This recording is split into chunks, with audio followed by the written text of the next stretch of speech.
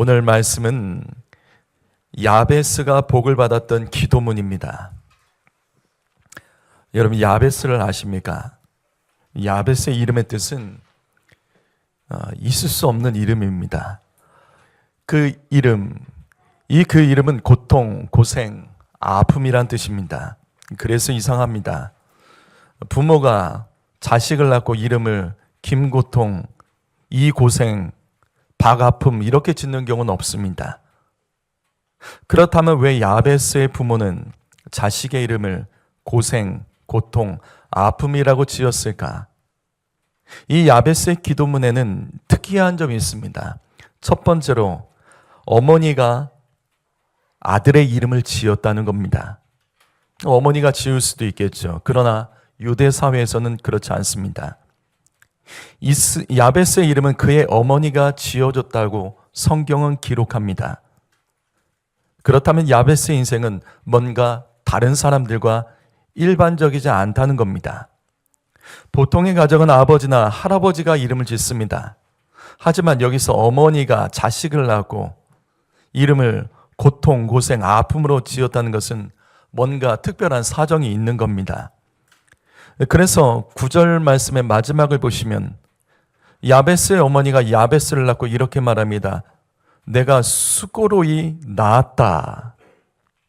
이게 답니다. 수고로이 낳았다. 이게 다라고요. 모든 어머니는 자식을 낳을 때 분명 쉽지 않게 낳습니다. 해산의 고통 가운데 수고롭게 낳습니다. 하지만 수고롭게 낳았어도 막상 태어난 자식을 보는 순간 기쁨이 넘쳐서 그 자녀의 이름에 소망과 희망을 담아서 이름을 짓는 겁니다. 그런데 이 가정은 아닙니다. 어머니가 자식을 낳고 내가 너 때문에 고생했다 그렇게 말하면서 그 아이의 이름을 고통, 고생, 아픔으로 지어버린 겁니다. 따라서 야베스의 어머니는 보통의 가정과 달리 매우 특수하고 좋지 못한 상황과 형편에서 이 야베스를 낳고 괴로워했다는 것을 알 수 있습니다. 그런데 더 이상한 것은 바로 두 번째입니다. 야베스의 기도문은 유다 지파의 족보 안에 있습니다. 여러분 족보 있으세요? 요즘 사람들은 족보라는 것을 잘 보지도 못했겠지만 족보는 이름만 있습니다. 이 야베스의 기도 앞뒤를 다 보십시오. 족보입니다. 누가 누구 낳았다, 누가 누구 낳았다. 그런데 신기하게 이 족보 사이에 야베스의 기도가 생뚱맞게 딱 끼어 있는 겁니다. 근데 더 놀라운 게 뭔지 아세요? 족보에는 아버지 이름이 있어야 되는데 야베스는 아버지 이름이 없습니다. 이런 족보가 어디 있어요? 야베스는 출생에 아버지가 없습니다. 근데 이 어머니도 없어요. 어머니의 이름조차도 넣지 않았습니다. 어머니의 이름이 들어가지 않은 것은 당연한 것이지만 이 가정의 특수성을 고려한다면 어머니의 이름이라도 나와야 되는데 없어요. 따라서 유다 지파의 족보에서 아버지의 이름조차도 없는 야베스는 부모의 축복을 받지 못하고 태어난 아이였던 것 같습니다. 그래서 야베스가 자신의 고통스러운 인생을 그렇게도 벗어나기 위해서 몸부림치며 하나님을 붙들었고 결국 야베스는 존귀한 자가 되었고 야베스의 기도문이 이것을 증거하고 있습니다. 성도 여러분, 혹시 여러분 중에 야베스와 같은 분 계십니까?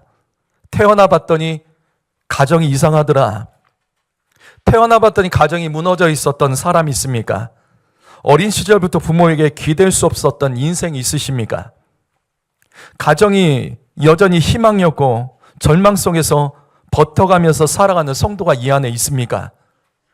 아직도 여러분의 가정을 생각하면, 어린 시절 내 가정을 생각하면 생각조차도 하기 싫고 오로지 어릴 때부터 생각은 빨리 집에서 벗어나는 것, 이런 집에서 벗어나는 것, 그런 생각으로 살았던 분 계십니까? 나의 존재에 대해서 가족들에게조차 축복받지 못한 채 자라온 성도들이 이 자리에 있습니까? 야베스는 그 정도가 아닙니다. 아마도 야베스의 어머니는 원치 않은 상황에서 임신을 했던 것 같습니다. 남편이 없이 야베스를 낳을 수밖에 없었던 어떤 인생의 사정이 있었던 것 같습니다. 정확히는 알 수 없습니다. 하지만 야베스가 태어났을 때부터 야베스는 부모와 주변 사람들에게 축복받지는 못했습니다. 그가 태어나는 것은 아무도 바라지 않았던 것 같고, 어머니마저도 야베스의 출생이 그의 어머니 인생에 내 삶에 너는 짐이다, 내 삶에 너는 고통이다, 그래서 이름을 그렇게 지어버린 겁니다. 야베스의 인생은 소망도 없고 기쁨도 없고 기대감도 전혀 없는 인생이었습니다. 하지만 야베스가 이 모든 상황을 역전했습니다. 그는 나중에 존귀한 자가 되었고 고통이 축복으로 바뀌게 됩니다. 그래서 야베스의 이름은 희망과 역전의 이름입니다. 야베스의 이름은 모든 것이 끝난 것 같아도 끝이 아니라는 것을 우리에게 가르쳐 줍니다. 인생을 살면서 감사할 것 없는 사람들에게 너희 그런 식으로 살면 안 된다라고 우리에게 꾸짖고 있습니다. 인생을 살면서 짜증과 원망으로 가득한 인생을 향하여서 아직도 너에게는 할 수 있는 것들이 많이 있다고 우리에게 가르쳐주고 있습니다. 그 방법이 무엇이냐면 기도입니다. 성도 여러분, 기도하면 바뀝니다. 기도하면 존귀해집니다. 기도하면 역전됩니다. 아버지가 누구든지 어머니가 누구든지 집안의 형편이 어떻든지 재산이 얼마든지 아무 상관없습니다. 가정과 가만히 무너지고 별 볼이 없는 인생이라도 상관없습니다. 기도는 우리의 삶의 모든 것을 뛰어넘어 역전케 하는 힘이 있음을 믿습니다. 그렇다면 야베스의 기도의 내용은 무엇일까? 어떻게 야베스가 어떻게 기도했길래 도대체 그의 인생이 단번에 역전될 수 있었을까? 그것이 오늘 말씀 10절입니다. 읽어보시겠습니다. 읽어보죠. 시작.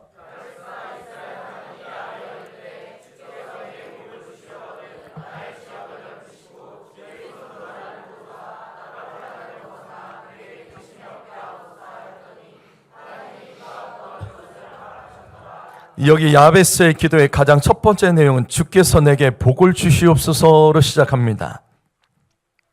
여러분, 이 말씀은 단순한 것 같지만 우리는 이 안에서 진리를 발견해야 됩니다. 그것은 바로 하나님만이 우리의 복이십니다. 주께서 내게 복을 주시옵소서. 여러분은 누구에게 복을 구합니까? 여러분은 지금 인생을 살아가면서 누구에게 복을 구합니까? 누구에게 잘 보기 위해서 살아갑니까? 누구 때문에 나는 살 수 있다고 말합니까? 아니에요. 다 틀렸어요. 하나님만이 우리에게 복을 주시는 하나님인 줄 믿습니다. 이것으로부터 시작하셔야 됩니다. 성도 여러분, 우리가 아무리 열심히 살아도 하나님이 돕지 않으시면 할 수 없는 겁니다. 복을 주시는 분은 하나님이십니다.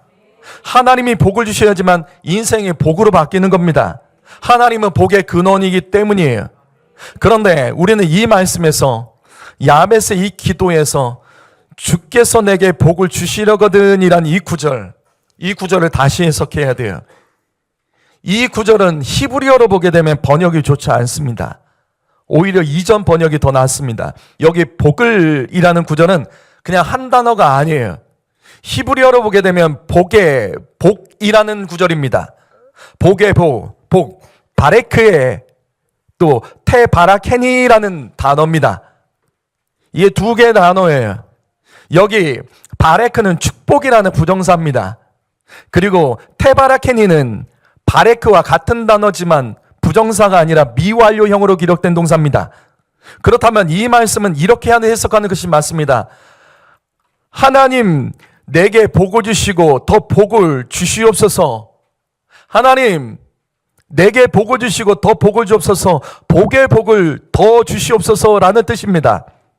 그래서 미완료형 구절입니다. 복을 받는 것으로 끝나는 것이 아니라 앞으로 더 받을 수 있는 복이 있다는 거예요. 그것까지 계속 구하는 겁니다. 하나님, 나에게 한 번 주신 복을 완료하지 마시고 계속 주시옵소서. 내게 복을 주신 것을 완료하지 마시고 그거보다 더 받을 수 있는 복을 계속 주시옵소서. 바로 이 말씀이 그 구절입니다. 그래서 세번역 성경과 개역 한글에서는 주께서 나에게 복을 더해 주시고로 번역을 하고 있죠. 그리고 이것은 2026년도 우리 대신교회의 표입니다. 성도 여러분, 2026년도 하나님께 받기 원하는 여러분의 복은 무엇입니까? 여러분 송구영신 예배 때 썼던 기도의 제목 어떤 거죠? 원하는 학교에 진학하는 겁니까? 성적이 잘 나오기 원하세요? 결혼 잘하는 것, 내 집 마련하는 것, 돈 버는 것, 건강한 것, 어떤 문제가 해결되는 것. 그러나 놓치지 마세요. 더 큰 복이 있습니다.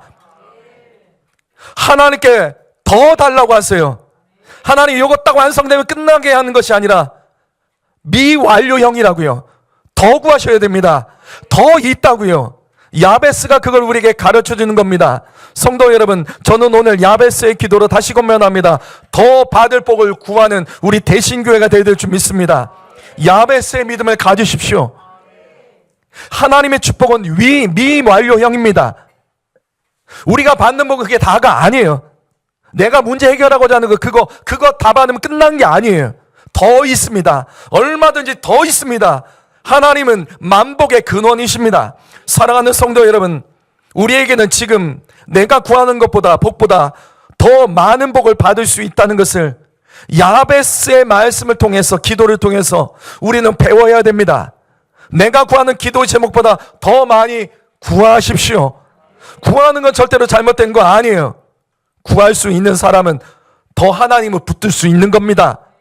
성도 여러분, 더 구하는 사람이 심령이 더 가난한 사람입니다. 더 구할 때 심령이 더 가난해질 수 있다고요. 심령이 가난한 자가 복이 있나니, 심령이 가난한 사람의 특징은 뭐냐면 더 구합니다. 간절함이 있다고요. 우리의 심령은 가난해질수록 복이 있습니다. 이게 이 말씀이에요. 심령이 가난한 자가 복이 있습니다. 구할수록, 그래서 더 복이 있는 겁니다. 성도 여러분, 이 말씀 놓치지 마십시오. 더 기도하지 않기 때문에 나도 모르게 교만해지는 겁니다. 더 구하는 심령이 가난해지는 거예요. 더 구하는 사람이 심령이 가난해지는 겁니다. 그래서 하나님께서 복을 주신다. 이것이 예수님 말씀이죠. 예배에 은혜가 없고 말씀에 감동이 없는 것은 기도하지 않기 때문입니다. 기도가 부족하기 때문에 심령이 가난할 줄 모르는 거예요. 하지만 더 구하고 기도하는 사람은 심령이 가난해져서 어떤 말씀을 하나님께서 주셔도 스펀지처럼 빨아들이고 어떤 상황에서도 하나님의 은혜를 구하며 나갈 수 있는 겁니다. 성도 여러분, 제가 이렇게 기도를 강조하는 이유는 따로 있어요. 이 10절 말씀 다시 보시죠. 야베스의 기도는 이미 10절 말씀에 처음에 야베스가 복의 복을 받을 수밖에 없었던 이유가 여기 기록되어 있어요. 하나님께서 야베스의 기도에 응답해 주신 이유가 무엇일까? 이 말씀을 히브리어로 보게 되면 이게 명확해요. 여기서 중요한 단어는 아레어라는 단어입니다. 아레오, 히브리어로 부르짖다, 크게 소르짖다라는 말입니다. 야베스가 그냥 하나님 복 주세요, 이게 아니에요. 하나님 나 복 받고 싶어요, 이게 아닙니다. 야베스의 기도는 그 자체가 달라요. 어떻게? 부르짖었습니다. 큰 소리 질렀습니다. 하나님 나에게 복을 달라고. 나는 하나님 복이 없으면 살 수 없다고 하나님을 간절히 부르짖으며 큰 소리로 외치며 주님을 찾았다고요. 야베스는 조용히 기도하지 않았습니다. 있는 힘을 다했고 간절히 절박한 외침으로 하나님을 찾았다고요. 성도 여러분, 힘없이 기도하지 마십시오. 힘있게 기도하세요. 크게 더 큰 소리로 부르짖으십시오. 기도는 그렇게 하는 겁니다. 사람은 하나님의 형상대로 창조됐습니다. 이게 무슨 말이냐면 우리의 마음의 본질에는 하나님 마음과 똑같은 게 있다고요. 모든 사람은 더 간절한 사람에게 마음이 열립니다. 이건 다 똑같아요. 사람은 다 똑같아요. 간절한 사람에게 사람은 마음의 문이 열립니다. 모든 사람은 동일하게 간절한 사람에 대해서 한 번의 시선이 더 가고 그 사람을 향하여 뭐라도 더 해주고 싶고 마음이 열리는 거예요. 그래서 우리 교회는 부르짖어 기도하고 있는 겁니다. 성도 여러분, 이거 아무것도 아니라고 생각하지 마세요. 뭐 기도는 다 똑같이 그냥 기도하면 되지, 아니라고요. 절박함이 있어야 되는 거예요. 절박하게 부르짖으면 하나님 주목하십니다. 간절하게 목이 터지도록 야베스처럼 구해보십시오. 되나 안 되나 한번 해보자고요. 아니, 야베스보다 더 크게 기도하셔야 됩니다. 야베스는 복의 복을 달라며 기도했던 겁니다. 어떻게 야베스가 이 복의 복이라는 이 놀라운 진리를 깨달았을까? 부르짖다가 깨닫는 거예요. 부르짖다가 깨닫는 겁니다. 부르짖을 때 하나님께서 야베스가 정말 복을 받기를 원해서 야베스의 인생 완전히 연천되기를 원해서 하나님께서는 그가 부르짖을 때 이런 것이 있다는 것을 깨닫게 해주셔서 그가 복의 복을 구하며 더 간절히 부르짖어 그의 인생이 역전된 겁니다. 성도 여러분, 우리에게는 가진 것이 별로 없지만 우리 교회는 대한민국, 이 나라 시대와 정치, 북한, 열방, 이스라엘 위해서 우리 축복하며 기도하고 있습니다. 그거 하나님께서 기뻐하셔서 우리 여기까지 올 수 있었던 거예요. 성도 여러분, 야베스가 되십시오. 내 문제 해결하기 위해서만 기도하지 마시고 이타적으로 더 크고 더 넓게 기도하십시오. 간절하게 복의 복을 구하십시오. 나의 복뿐만 아니라 나의 회사에, 나의 일터에, 내 주변의 이웃에, 나라와 민족의 열방의 복을 구하는 자, 복의 복을 더 구하는 자, 하나님께서는 복의 복을 더 역전시켜서 그의 인생을 사용하여 주신 믿습니다. 다시 10절 말씀 보시죠. 야베스의 기도의 결론, 이 기도는 하나님이 그가 구하는 것을 허락하셨다라고 끝납니다. 이게 우리의 인생의 결론이에요. 성도 여러분, 구하면 하나님께서 허락하십니다. 성도 여러분, 바로 이것입니다. 하나님께서 허락하실 때까지 구하셔야 됩니다. 하나님께서 주실 때까지 간절히 부르짖어 기도하셔야 됩니다. 하나님이 허락하시는 기도의 분량을 체험하여 기도하셔야 돼요. 조금 기도하다가 멈추지 마세요. 더 받을 복이 있다고요. 야베스는 자신의 인생을 저주하지 않았습니다. 내가 가진 것이 없고 할 수 있는 것이 없고 두렵고 염려가 많아도 야베스는 다른 사람과 자신의 인생을 비교하면서 방문 걸어 잠그고 들어가 숨지 않았습니다.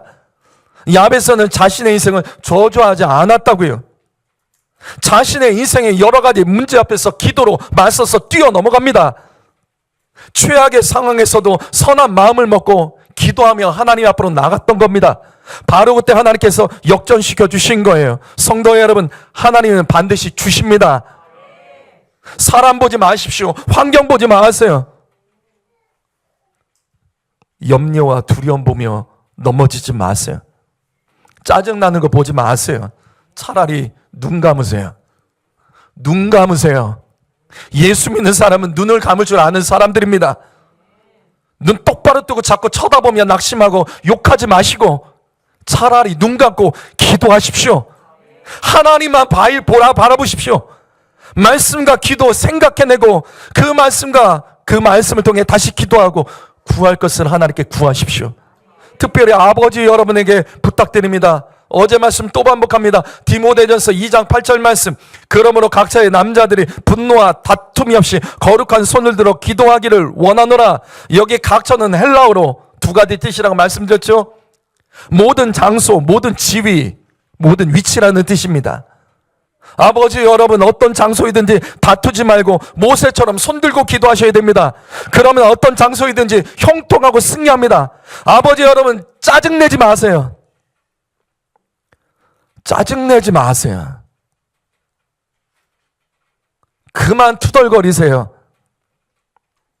그만 불평하세요. 그만 따지세요. 모세처럼 두 손 들고 기도하십시오. 그러면 어느 위치에, 어느 지위에서든지 형통하게 되는 줄 믿습니다. 이걸 기억하셔야 돼요. 아버지가 살아야 가정이 삽니다. 아버지의 기도가 사면 가정이 형통합니다.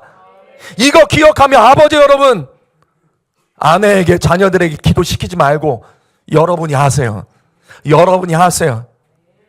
아내가 달려든다고 싸우지 마시고, 애들이 달려든다고 싸우지 마시고, 두 손 들고 기도하며 하나님 앞에 나가십시오.